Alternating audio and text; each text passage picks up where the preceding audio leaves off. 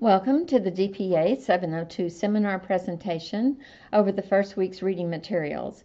We will be examining the works of Guy and Rubin in Public Administration Evolving, as well as our Furley, Lynn Jr., and Pollitt text, the Oxford Handbook of Public Management. There will also be sprinklings of outside readings at the suggestion of Dr. Davis's video lectures and the DPA program as a whole.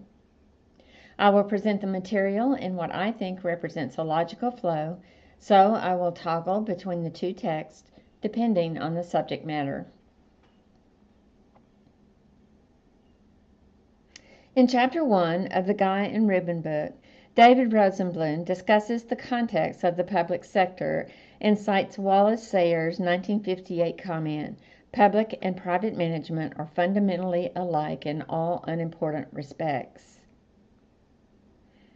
He further notes a lack of consensus about the answer to what might appear to be the simplest of questions, which is what is public administration. Eventually, Rosenblum in Chapter 1 gets around to framing public administration as a mix of management, politics, and law. Public managers run constitutions, which includes accountability, representativeness, participation, transparency, and due process.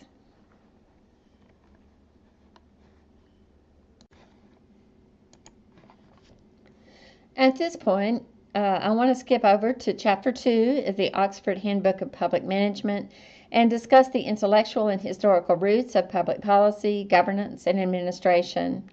Chapter 2 is a history of the field, and Lawrence Lynn Jr. expands on the vagaries of public management and simply defines it as the organizational structures, managerial practices, and institutional values where the will of the sovereign authority, however that is defined, is enacted. Thus, public management and public administration are synonymous. As Lynn Jr. makes his way through the administrative sciences of Western Europe, France, Germany, Holland, and England in the concise history of the field, he finally arrives at the American separation of powers and the distinctive administrative traditions which developed in our country. These are more clearly explained in a book written by Donald Kettl in 2002 entitled The Transformation of Governance, Public Administration for the 21st Century America. In this book, Kettl describes public administration as having an uncertain intellectual home, and he annotates on the tensions arising from four fundamentally different intellectual traditions in our country. Alexander Hamilton, or the Hamiltonian tradition, made the case for strong government structured with unity of command and managed with skill. Many administrative historians credit Hamilton as the true founder of the American administrative state. The Hamilton tradition was a top-down approach and was driven by three basic principled views of public administration. First, independence. He wanted the executive branch to have independence when implementing laws. Second, he called for a separation of powers, that the president should have clear lines of authority and duration in office to assure adequate competence and expertise.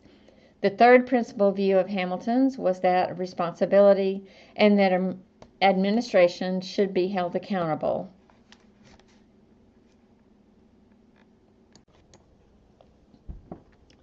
Next, we have the Jeffersonian tradition, which one might call a bottom-up approach because he called for a weak executive to be held accountable from its constituency to maximize individual liberty. Jefferson was concerned with abuse of power, especially executive power, and believed power should come from the people. He advocated local government, strong legislature, and limited government to keep power in the hands of the people. Leonard White described Jefferson as having a speculative rather than an administrative mind. You can see that Hamilton and Jefferson were at odds with each other on their opinions, and they remained at odds until Hamilton's death at the hands of Aaron Burr in a duel. The next intellectual tradition is called the Madisonian tradition. James Madison was concerned with the riskiness of economic and political competition. He wanted a strong government, but protection of individual liberties. His ideas were fundamentally political, and he was apprehensive about government being too powerful. He spoke of the middle ground in an attempt to balance the powers and the needs of the state versus those of the federal government. Some claim Madison's ideas are the fundamental principles of our system.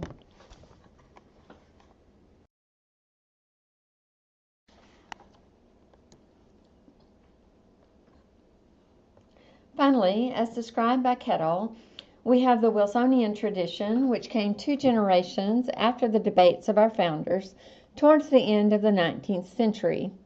As important as we may see the Wilson tradition today, this very brief writing was barely read for almost 60 years. Wilson proposed the separation of politics from administration.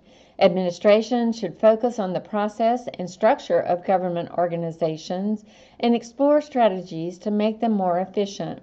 Administrators should ultimately be held accountable to elected officials. In support of these intellectual traditions, in 1900, scholar Frank Goodnow also asserted the same separation of politics and administration in support of Wilson, and he further noted in an interesting synthesis of the 4 intellectual traditions that Wilson's assertions are in line with Hamilton's strong belief in effective administrative power. Wilson's assertions are also in line with Jefferson's importance of responsiveness in local governance. And finally, Wilson's assertions are in line with Madison's separation of power argument.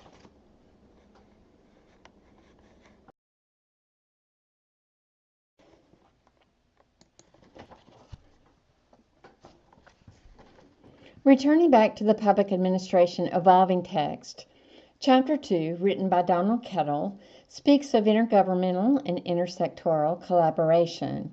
He noted at some point it becomes easier to say what government is not, as complexity and indirectness challenges the status quo. Today we have arrived at what Kettl describes as an uneasy alliance of complex public, private, nonprofit, federal, state, local networks, thus blurring the boundaries of government function. We are living in an era of indirect governance. From 1992 until the present, governments expanded their intersectoral identity by contracting for social services, garbage collection, information technology, data processing, public works, water, and sewer projects, just to name a few. Kettl further notes that complex organizations have vertical pieces through a chain of command to focus on control and accountability. But they also have horizontal elements, which is focused on coordination and collaboration. The vertical structures exercise government responsibilities, even while the horizontal structures operate through collaboration and governance. The result yields a high-performing organization for a seamless integration of both, which is called a flattened bureaucracy, though the traditional aspects of public administration are not necessarily replaced.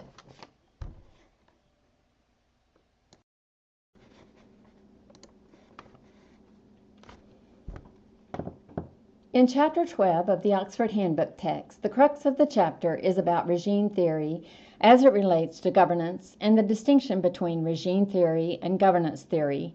Basically, we are still struggling to define what it is we are doing. Regime as a word is derived from the word regiment. Regiment has military connotations in its definition, or to organize as a group. A more current definition would be an organized method of administering an institution, company, or economy. In other words, governance. Frederickson acknowledges the confusion and minimized understanding of the term governance.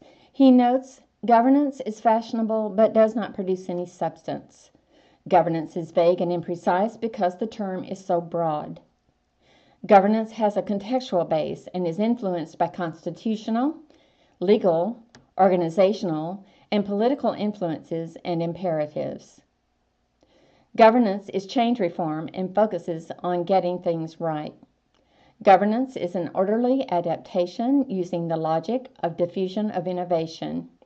Finally, Lynn, Heinrich, and Hill in 2001 distinguished governance by saying, governance is the management of the extended state.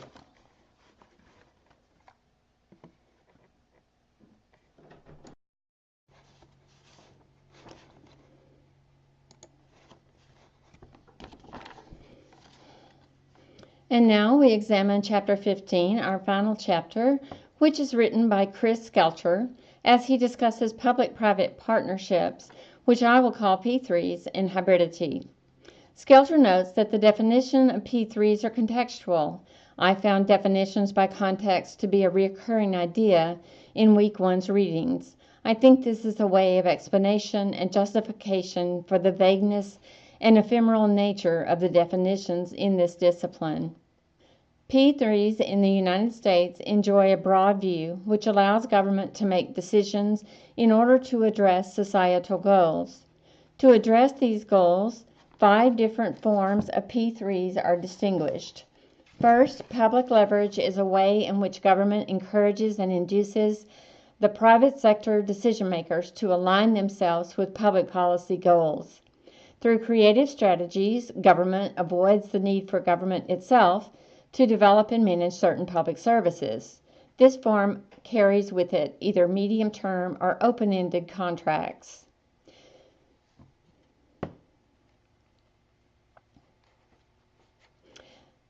Contracting out and competitive tendering. Contracting out separates the purchaser of the service from the provider of the service. In other words, the government will set the parameters of the service. This is a principal agent or government-private supplier relationship, which complicates the partnership because the goals of each are often at odds with each other. Government management and development is avoided in this form of partnership. These are usually short to medium or fixed period contracts. Franchising. Franchising is when a license is awarded to a business or nonprofit to deliver a service and income is derived from user fees. This affords private provision under public regulation. These typically are medium to long-term arrangements. Number 4. The 4th type of partnership is joint venture. This type of partnership is a collaborative project where each partner retains its independence. Government gains access to private capital with minimal risk. Because these are relational contracts, innovation is encouraged and flexibility is allowed. These tend to be long-term infrastructure type partnerships.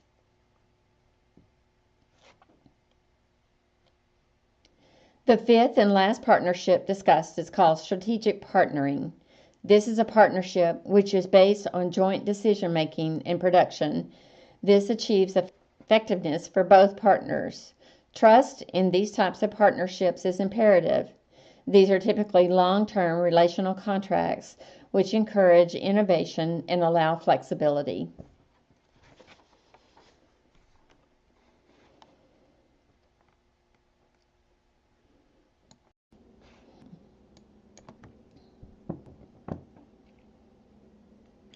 All of these types of P3s are a type of interorganizational relationship. They may exist through formal contracts, which represents promises or obligations to perform particular actions in the future. These can be complex because everything, promises, obligations, and processes are spelled out. They may detail roles and responsibilities, specify procedures, note penalties for noncompliance, or determine outcomes or outputs. Next is the relationship contract. Interestingly, the term relationship contracts is often used interchangeably with the term relationship governance, indicating the broad and encompassing aspects of these contracts. These contracts are characterized by relational norms such as flexibility, solidarity, bilateralism, and continuance. There is a great deal of autonomy and trust between the parties of these contracts.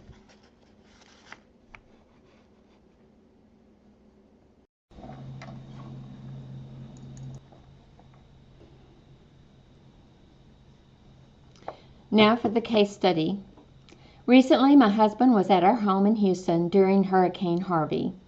Though he was completely surrounded by water, since our house is on a hill, we did not flood.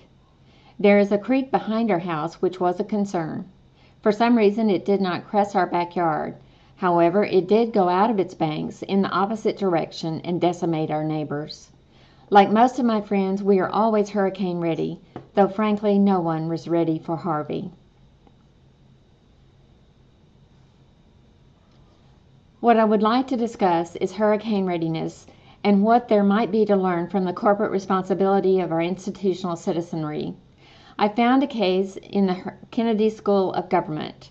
This case is well documented outside of the school, so because of copyright issues, I will discuss the case from other publications who talk about the role that Walmart played during Hurricane Katrina.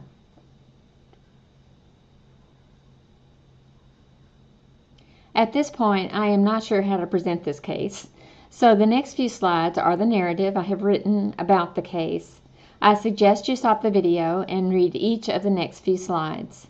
Then, after the written narrative, are the discussion questions, followed by some resources should you choose to read further about the case in an extended version.